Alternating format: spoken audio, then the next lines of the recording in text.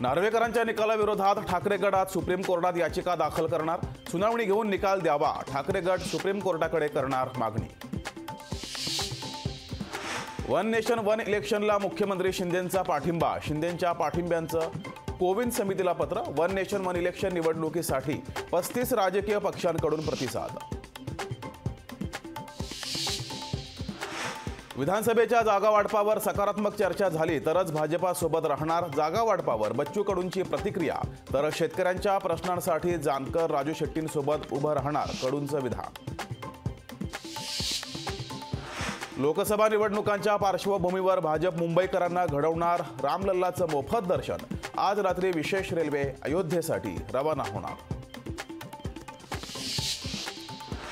10वी आणि 12वीच्या सीबीएसई बोर्डाच्या अभ्यासक्रमात होणार बदल। 10वीला 3, 12वीला 2 भाषा अनिवार्य।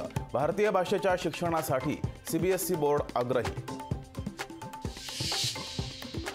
ज्ञानवापी वादावर आज सुप्रीम कोर्टात सुनावणी होणार। एएसआय कडून सर्वे करण्याच्या मागणीवर कोर्टात सुनावणी। 16 नोव्हेंबरला मंत्रिपदाचा राजीनामा दिला। मंत्री छगन भुजबळांचा गौप्यस्फोट। भुजबळांनी राजीनामा दिला तरी काही देणं घेणं नाही। जरांगे पाटलांची भुजबळांवर टीका। राजीनामा मुख्यमंत्र्यांकडे दिलाय। मंत्रिमंडळात कुणाला ठेवायचं कुणाला नाही मुख्यमंत्री ठरवतात, मंत्री छगन भुजबळांचं वक्तव्य। बारामती मतदारसंघात माझी शेवटची निवडणूक असं म्हणून कुणी तुम्हाला भावनिक करतील, पण मी सांगेन तोच खासदार निवडून द्या। अजित पवारांची शरद पवारांवर बोचरी टीका। अजित पवारांनी हद्द ओलांडली आहे, बारामतीकर तुम्हाला जागा दाखवतील। भावनिक आवाहनाबाबत केलेल्या वक्तव्यावरनं जितेंद्र आव्हाडांचा अजित पवारांवर हल्लाबोल। 400 पार होणार असाल तर फोडाफोडी का करताय? तपास यंत्रणा बाजूला ठेवा, मैदानात या। उद्धव ठाकरेंचं भाजपाला आव्हान।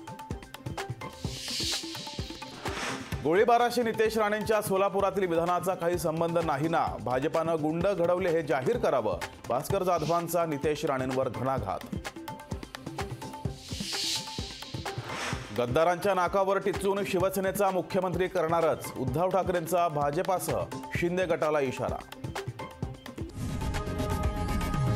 लोकशाही मराठी ऐका, पहा, जागरूक रहा।